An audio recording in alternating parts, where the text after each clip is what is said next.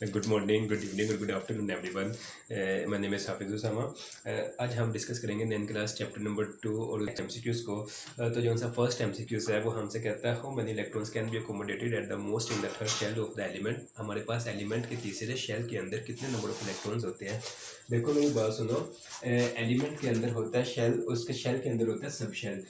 जो सा first shell होता है उसको हम कहते हैं के का नाम देते हैं, और जो सा सेकंड शेल होता है उसको हम नाम देते हैं एल का, और थर्ड को हम नाम देते हैं एम का अप टू सोन। ठीक है, इस तरह हम शेल को नाम देते जाते हैं। और के जो सा शेल है उसके अंदर सब शेल होता है एस। एल जो सा शेल है इसके अंदर सब शेल होगा एस और पी। जो सा एम शेल है इसके अंदर सब शेल होंगे एस, पी और डी। इसके बारे में हमसे पूछ रहा है कि इसके अंदर कितने नंबर ऑफ इलेक्ट्रॉन्स होंगे। देखो जो सा एस सबशेल है ना, इसके अंदर 2 इलेक्ट्रॉन्स होते हैं, पी के अंदर हमारे पास 6 इलेक्ट्रॉन्स होते हैं, और डी के अंदर हमारे पास होते हैं 10 इलेक्ट्रॉन्स। तो मुझे बताओ S P D total electrons कितने होंगे एम शेल के अंदर। एस के अंदर 2 इलेक्ट्रॉन आ गए, पी के अंदर 6 आ गए, डी के अंदर 10 आ गए, तो टोटल नंबर ऑफ इलेक्ट्रॉन्स 18 हो गए। तो इसका राइट आंसर होगा 18। तो 18 इलेक्ट्रॉन्स आ सकते हैं एम शेल के अंदर। तो सेकंड हमसे पूछता है एमसीक्यूज, क्या पूछता है, वो कहता है what information was obtained from discharge tube experiment. देखो डिस्चार्ज ट्यूब जब से एक्सपेरिमेंट हुआ था ना, वहाँ से हमारे पास 2 इन्फॉर्मेशन निकली थी। ये पहली जो सी इन्फॉर्मेशन हमारे पास आई थी वो हमारे पास आई थी कि हमारे पास ना 2 रेज निकली थी। एक पहली को हमने नाम दे दिया था, इसको क्या हो गया, पहली को हमने नाम दे दिया था कि वो है कैथोड रेज, और दूसरी को हमने नाम दे दिया था कि वो है कैनाल रेज। ये 2 तरह की रेज निकली थी डिस्चार्ज ट्यूब एक्सपेरिमेंट में। तो पहले को हमने नाम दे दिया कैथोड रेज, जिस पे कौन सा चार्ज था नेगेटिव, और दूसरे पे कौन सा चार्ज था पॉजिटिव चार्ज था। तो नेगेटिव चार्ज वाली रेज के अंदर हमने कहा था कि हमारे पास इलेक्ट्रॉन्स हैं, और पॉजिटिव चार्ज वाली कैनाल रेज को हमने नाम दिया था कि इसके अंदर हमारे पास प्रोटॉन्स हैं। तो ये हमने इलेक्ट्रोड 2 मेटालिक इलेक्ट्रोड अटैच किए थे, एक को नाम हमने दे दिया था कैथोड और दूसरे को हम नाम दे दिया था एनोड। तो जैसे ही हमने एक्सपेरिमेंट किया था तो 2 रेस निकली थी, पहली कैनाल रेस और दूसरी पहली कैथोड रेस निकली थी और दूसरी कैनाल रेस निकली थी। तो कैथोड रेस में नेगेटिव चार्ज था, ये डिफ्लेक्ट हो रही थी एनोड की तरफ, तो इस वजह से हमने इसको नाम दे दिया कि इलेक्ट्रॉन डिस्कवर हुए, और कैनाल रेज में हमारे पास डिस्कवर हुए प्रोटॉन। तो इसका राइट जो सा आंसर होगा वो electrons and protons were discovered, C इसका राइट आंसर होगा। तो तीसरा जो सा एमसीक्यूज है, why have isotopes not been shown in the periodic table. देखो पीरियोडिक टेबल में ना एलिमेंट्स को हमने अरेंज किया हुआ है on the basis of their atomic number के लिहाज से। एटॉमिक नंबर के लिहाज से हमने एलिमेंट्स को अरेंज किया हुआ है। देखो जितने भी आइसोटोप्स हैं ना उनके अंदर क्या होता है कि सेम एटॉमिक नंबर होता है। Isotopes have same atomic number, उनका एटॉमिक नंबर क्या होगा, सेम होगा, लेकिन उनका मास नंबर क्या होगा, मास नंबर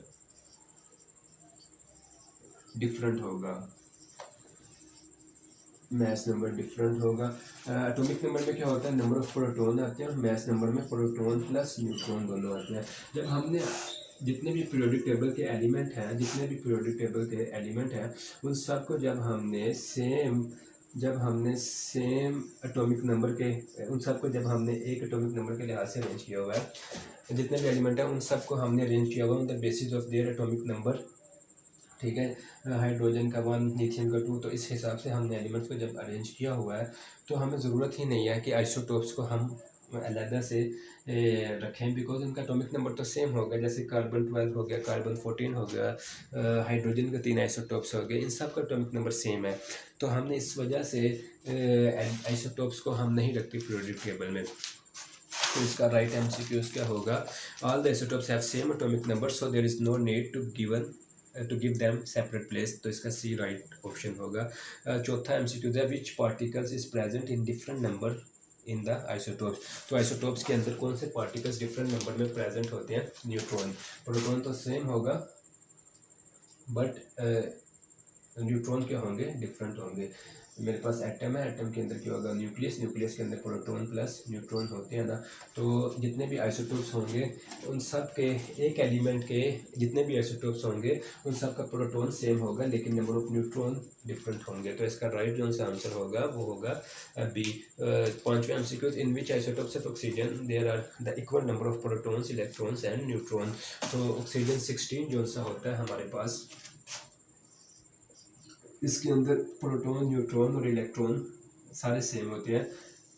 इसके न्यूक्लियस के अंदर 6 प्रोटॉन होते हैं, सॉरी, इसके न्यूक्लियस के अंदर 8 प्रोटॉन होते हैं प्लस 8 न्यूट्रॉन होते हैं और 8 ही इलेक्ट्रॉन रिवॉल्व कर रहे होते हैं। तो राइट इसका आंसर होगा वो ऑक्सीजन 16, तो बी इसका राइट आंसर है। छठा MCQ, what will be the relative atomic mass of nitrogen given the abundance of its two isotopes N14 and N15 are 99.64 and 0.35 respectively.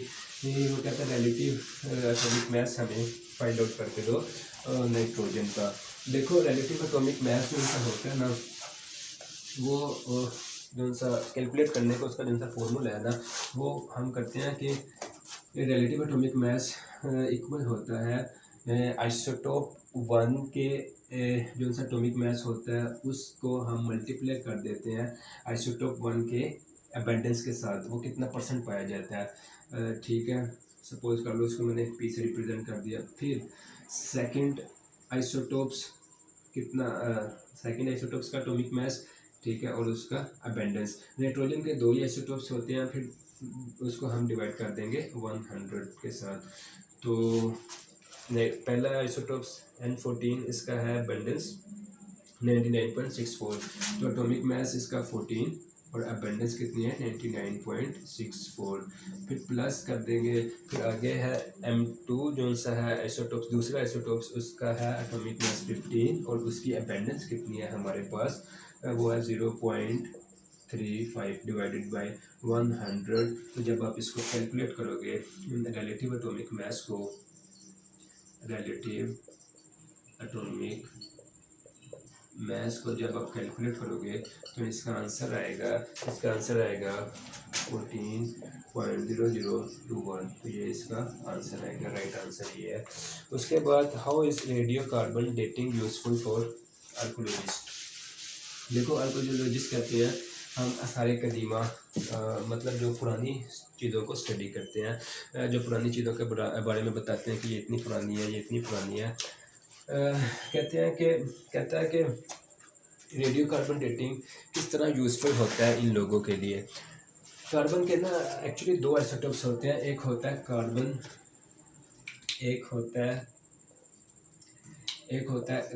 12 और दूसरा होता है कार्बन 14।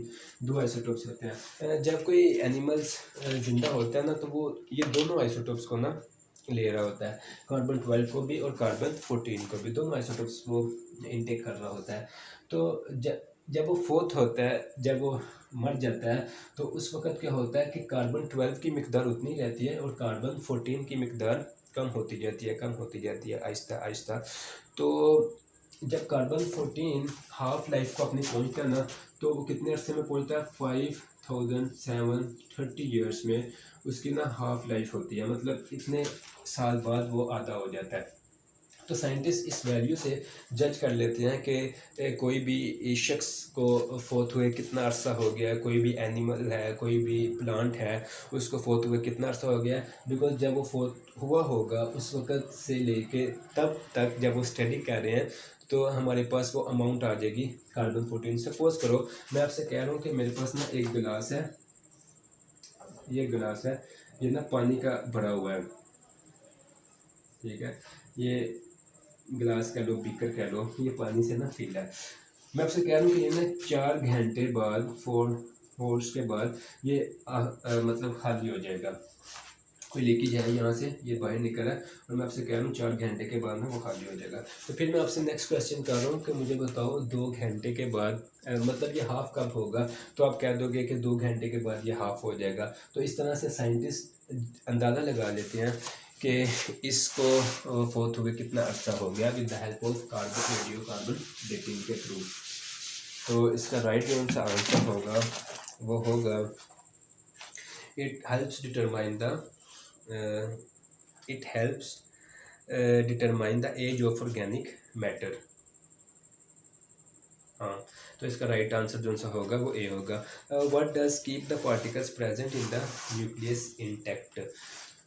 देखो न्यूक्लियस के अंदर प्रोटॉन होते हैं, न्यूट्रॉन होते हैं। प्रोटॉन पे कोई चार्ज नहीं होता, न्यूट्रॉन पे सॉरी कोई चार्ज नहीं होता, प्रोटॉन पे पॉजिटिव चार्ज होता है। देखो एक प्रोटॉन थोड़ी होगा, वो हाइड्रोजन ही होता है जिसके अंदर एक प्रोटॉन होता है, बाकी डिफरेंट एलिमेंट्स के अंदर डिफरेंट प्रोटॉन्स होते हैं। तो हर प्रोटॉन्स के ऊपर कोई ना कोई पॉजिटिव चार्ज होगा, हर प्रोटॉन्स के ऊपर पॉजिटिव चार्ज होगा। देखो पॉजिटिव चार्ज किस तरह रह रहे हैं न्यूक्लियस के अंदर, पॉसिबल नहीं है ना। देखो इस पर भी पॉजिटिव चार्ज, इस पर भी पॉजिटिव चार्ज, दोनों रिपेल करेंगे आपस में। तो कौन सी फोर्स है जो उसको जोड़े रखी हुई है, वो जो सी फोर्स जोड़े रखी है उसको हम कहते हैं न्यूक्लियर फोर्स के थ्रू ये दोनों ये जितने भी प्रोटॉन्स हैं सेम चार्ज होता है, हालांकि इन पे वो न्यूक्लियस के फोर्स के थ्रू आपस में जुड़े होते हैं। तो न्यूक्लियस फोर्स इसका राइट आंसर है। प्रोटॉन्स आगे बना होता है क्वार्क्स का, ठीक है। तो इस वजह से न्यूक्लियस फोर्स होती है जो उनको बाइंडिंग किए रखती है। तो इसका राइट आंसर क्या होगा, particles help together by strong nuclear force. तो 8वें का AMCQs राइट है इसका। 9वें का how do electrons keep themselves away from the oppositely charge nucleus. Oppositely charge nucleus, देखो इलेक्ट्रॉन्स के ऊपर चार्ज होता है नेगेटिव, इलेक्ट्रॉन्स पे नेगेटिव चार्ज होता है और प्रोटॉन्स पे पॉजिटिव चार्ज होता है। तो जब पॉजिटिव इस पे चार्ज है, नेगेटिव इस पे चार्ज है, तो इसको खींचेगा तो ये तो कोलैप्स हो जाएगा, ख़त्म हो जाएगा एटम ही, ये रिवॉल्व ही नहीं करेगा इलेक्ट्रॉन। तो कहता है किस तरह फिर इलेक्ट्रॉन रिवॉल्व कर रहा है। देखो इलेक्ट्रॉन की ना दो नेचर्स होती हैं, एक होती है पार्टिकल नेचर और दूसरी हमारे पास होती है वेव नेचर और पार्टिकल नेचर। देखो किसी वेव को पकड़ना मुश्किल है कि आसान है, बहुत मुश्किल है। एक वेव की तरह मूव कर रही है चीज़, तो उसको किस तरह पकड़ोगे, तो नहीं आप पकड़ सकते। तो नो डाउट इस पर पॉजिटिव चार्ज है, इस पर नेगेटिव चार्ज है, लेकिन फिर भी इलेक्ट्रॉन उसके हाथ नहीं आ रहा, घूम रहा है। वो क्यों घूम रहा है, हाई स्पीड की वजह से, उसकी वेव नेचर की वजह से। तो राइट इसका आंसर होगा due to its wave nature. तो इसका 9वें का राइट आंसर है due to their wave like nature. और 10वां MCQs है rubidium consist of two isotopes 85 and 87, the percent abundance of right isotopes is 72.2, what is the percent abundance। तो 10वां MCQ हमसे पूछ रहा है कि रुबिडियम के ना दो आइसोटोप्स होते हैं, एक होता है रुबिडियम 85 और दूसरा हमारे पास होता है रुबिडियम 87, दो आइसोटोप्स हैं। कहता है जो सा लाइटर आइसोटोप है, इसमें से लाइटर कौन सा है 85 वाला, उसकी जो सी अबेंडेंस है 72.2% है, ठीक है। इसकी अबेंडेंस कहता है फाइंड आउट करो, और इसका जो सा रिलेटिव एटॉमिक मास है रुबिडियम का वो कह रहा है 85.47 है। देखो रिलेटिव एटॉमिक मास किसके बराबर था, रिलेटिव एटॉमिक मास किसके बराबर था, आइसोटोप्स 1 का एटॉमिक मास, लाइटर जो सा 85 मल्टीप्लाई उसकी अबेंडेंस 72.2% प्लस आइसोटोप्स जो सा दूसरा है हायर, इसका एटॉमिक मास 87, एटॉमिक मास मतलब number of proton and neutron उसके अंदर कितने प्रेजेंट है, मल्टीप्लाई उसकी अबेंडेंस जो हमने सपोज कर लो कोई भी ए कह लो, इसको हमने फाइंड आउट करना है, divided by 100। Okay, relative atomic मास उसने दिया हुआ है हमें, वो कह रहा है 85.47 है, 100 इधर डिवाइड हो रहा है, दूसरी तरफ जाके मल्टीप्लाई हो जाएगा।